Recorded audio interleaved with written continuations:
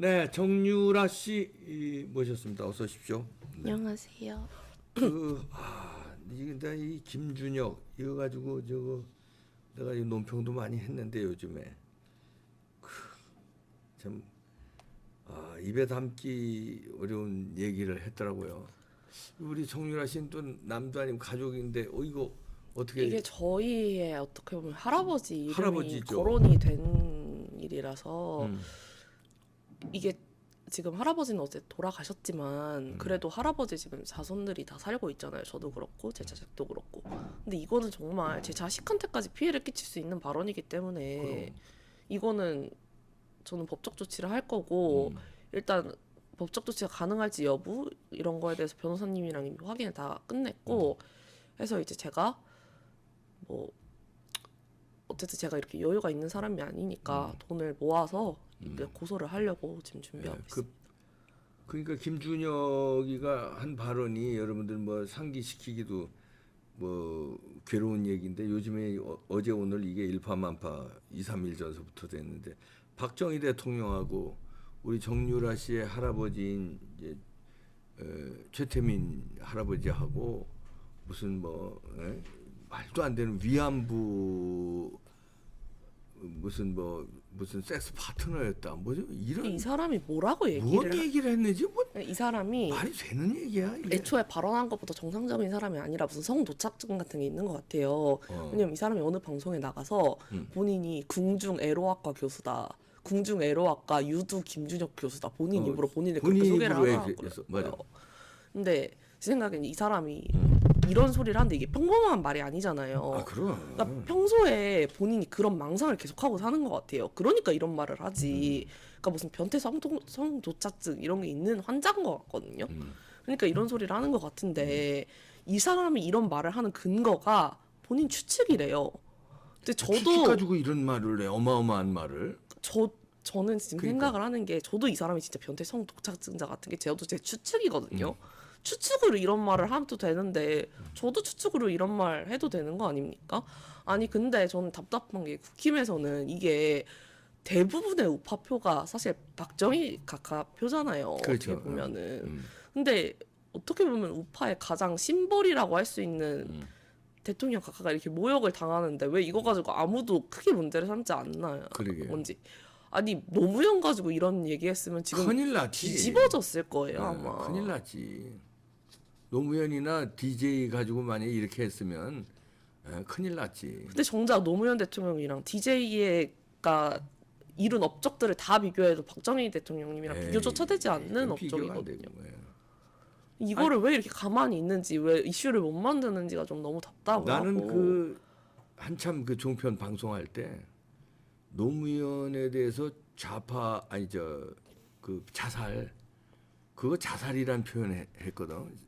이제 방송 중에서 그랬더니 그 사회자랑 그 좌파 패널들이 아주 난리를 치더라고 생방송에서. 아니 근데 잘못. 자살은 자살이잖아 그거는. 네, 홍길동이라고 못 부르는 거 무슨 홍길동인가요? 아니 근데 그거는 자살인 거 사실을 얘기해도 지랄이 났는데. 뭐 타살인가요 그럼? 그러니까 아니 이거는 박정희 대통령이 세상에 무슨 좀 위안부하고 무슨 섹스를 하고 제가 그것도- 가서 그래서 어떻겠으면 어머니한테 제가 어제 갔다 왔거든요. 여쭤봤어요. 네. 이렇게 얘기를 한다. 이거 뭐 근거가 있는 말인 것 같냐 그랬더니 어머니가 펄쩍 뛰면서 말도 안 되는 그래, 저희 말도 안- 어머니도 뭐라고 말씀을 하시냐면 근데 이게 정말 나쁜 게 당연히 박근혜 대통령님이셨으니까 고소를 안 할 수 있는데 저희 사촌들은 다 어떻게 보면 할아버지 덕보고 살은 사촌들이잖아요. 그리고 다 저보다 돈이 많고 근데 아무도 이거를 나서가지고 문제 제기를 하지 않고 고소를 하지 않아서 이거를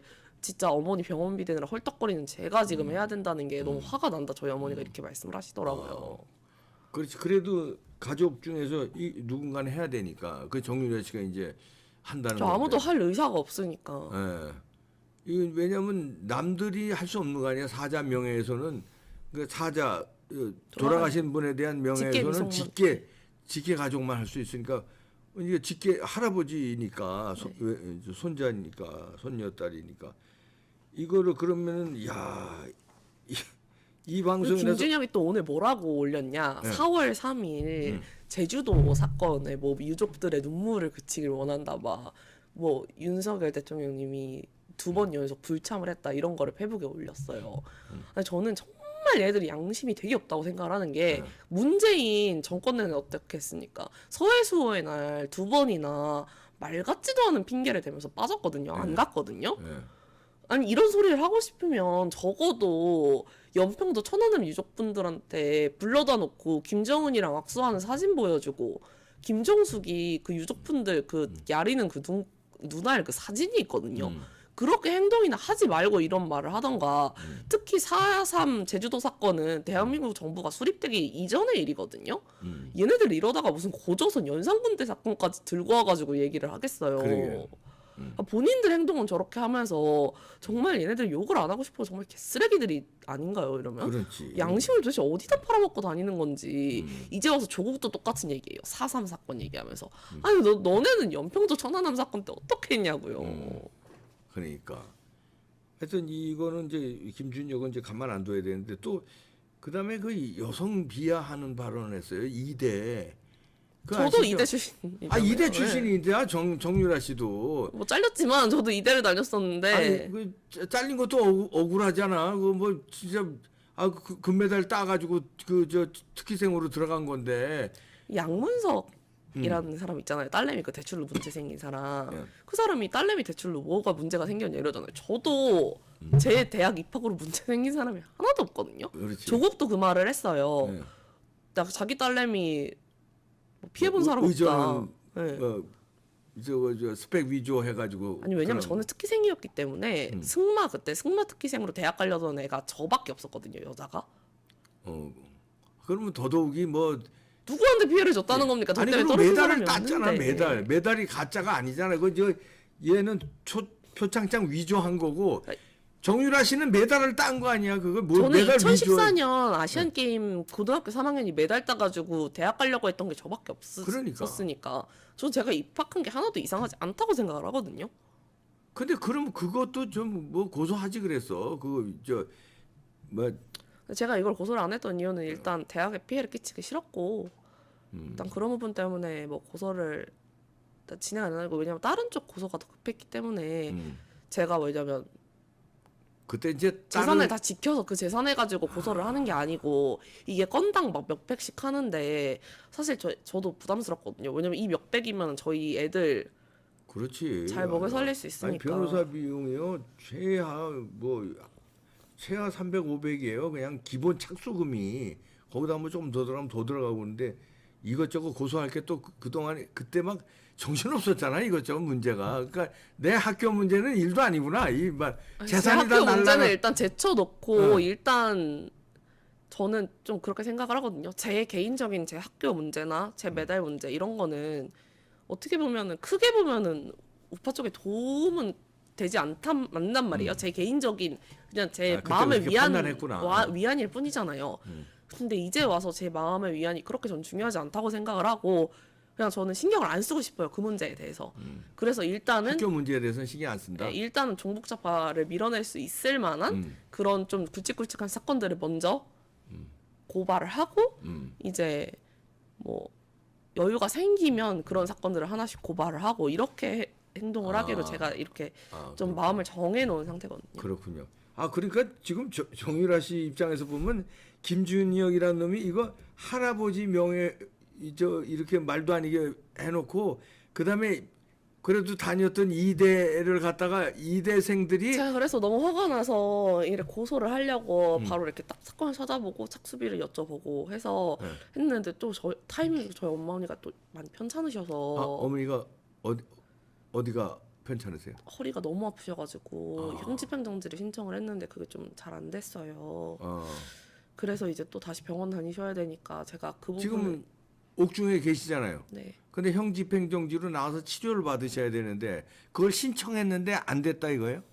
네, 뭐 많은 문제들 때문에 좀 그렇게 되긴 했는데 일단 병원을 다시 구해서 다시 넣을 예정이고 이번에는 제가 어머니가 이번에도 속상해서 막 울고 그러시더라고요. 그래서 제가 총선이 있으니까 근데 우리가 좀 이해를 더 하는 게 맞는 것 같다. 이제 며칠 안 네, 남았으니 너무 그때까지만 좀 코앞이니까 참아라 이렇게. 그때까지만 하고 그 뒤에 다시 넘으면은 당연히 허가해 주실 거다. 그러니까 너무 극단적으로 생각을 하지 말자. 제가 이렇게 또 말씀을 드렸거든요.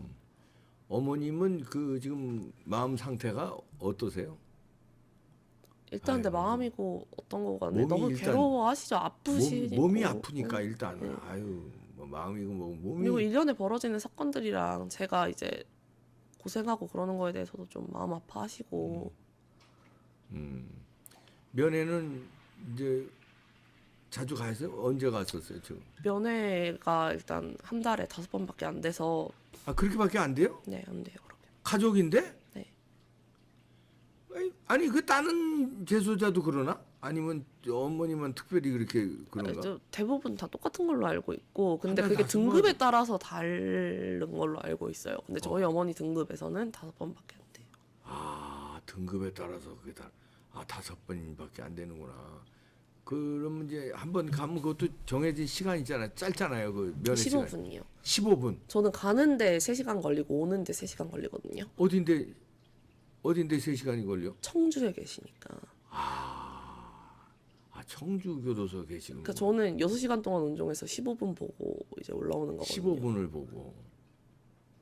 그럼 15분 동안에 진짜 뭐 말하려다 보면 뭐 적어 가야 되겠네. 네, 그래서 어머니도 적어오시고 저도 적어오시고. 그렇지 왜냐면 뭐 까먹고 뭐 못하면 그다음에 또 3시간 6시간을 차 타고 갔는데. 이게 제가 어떻게 보면은 안민석도 어떻게 보면 나가리를 시켰지만 제가 집에서 하여튼 며칠 동안 좀 저도 많이 힘들었거든요. 아, 저 안민석이 저 아무리 힘들어봐야 먹고 살 걱정은 안 할 텐데 저는 이제 당장 제가 어머니, 애기들 셋 다 제가 케어를 해야 되는데 어쨌든 제가 알바를 하거나 뭐를 하거나 해서 벌어들이는 돈으로는 진짜 애들 먹이고 입히면 끝나거든요. 그래서 이게 그렇지. 참 거기다가 이제 뭐 변호사 비용 대야 되고 그러니까 참. 그래서 제가 뭐 어려운, 맨날 좌파 쪽에 막 구걸한다 이러면서 욕을 먹잖아요. 근데 이것도 안 하면 복수를 못 하는 거예요, 저는. 그렇지. 네. 아니 그리고 할아버지에 대해서 이렇게 능멸하는 김준혁 같은 놈 가만히 있으면 안 되지. 손녀 네, 딸이 그래서 돼서. 저는 이 사람을 꼭 고소를 할 거고 그래서 네. 좀 많은 분들이 뭐 어떤 방식으로든 좀 도와주시면 좋겠습니다. 네네. 왜냐면 이 사람은 정말 문제가 심한 사람이거든요. 이렇게 얘기하고 이 사람을 사퇴시키지 않은 저는 이재명이 무슨 생각을 가지고 있는지 모르겠어요. 그러게 그런 발언을 하고 또 저는 이제 이 사람을 한번 찾아가 볼 예정이거든요. 김준혁을 어디 있는지 올리더라고요. 어디서 뭐 하는지. 그냥 한번 찾아가 봐. 네, 찾아가서 뭐 하는 거냐고. 한번 따져봐요. 네. 아니 고소는 고소대로 하고 한번 따져야 돼. 면접 앞에서 똑같이 얘기해보라고. 우리 할아버지가 뭐 했다고? 이러면서 제가 가서 한번 물어보려고요. 그럼 뭐 이대생도 그렇고 두 가지가 다시 정미라 씨한테 이 김정이라는 놈이 애가. 그리고 양문석이 요새 또 이시잖아요. 대출 문제 11억 대출을 받은 거. 근데 7년 전에 대부분 사람들이 모르시는데 예. 저에 대한 대출 이슈가 있었어요. 대출? 양문석이?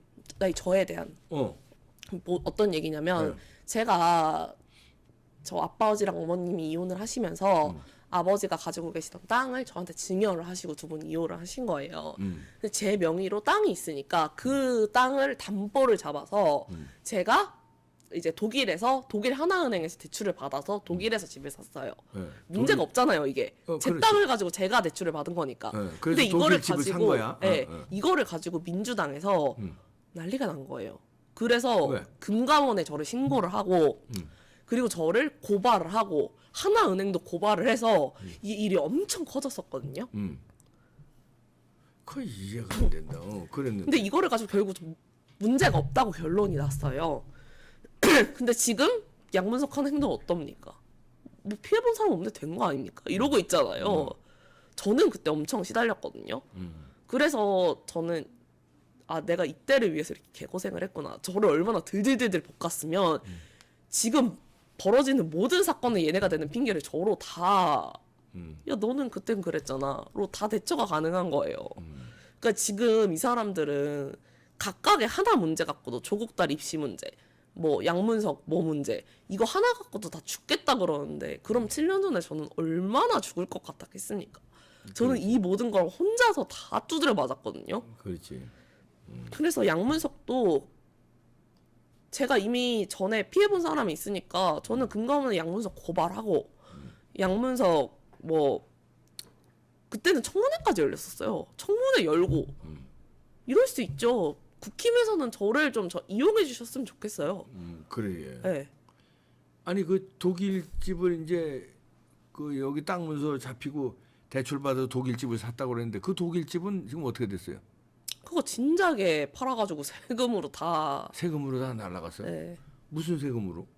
그 독일에 있는 세금도 있었고 독일 변호사비도 일단 독일 제가 변호사비. 외국에 잡혀 있었으니까. 아 외국에 잡혀 있어서 독일에서 변호사비하고 세금으로 다 그리고 일단 대출을 받은 거잖아요. 그래서 대출을 대출부터 받은 받고. 거니까 대출분 갚고 네. 뭐 나머지는 이 변호사비하고 그리고 강원도에 있었던 그 땅은 이제 뭐 세금으로 나라에서 다 뜯어.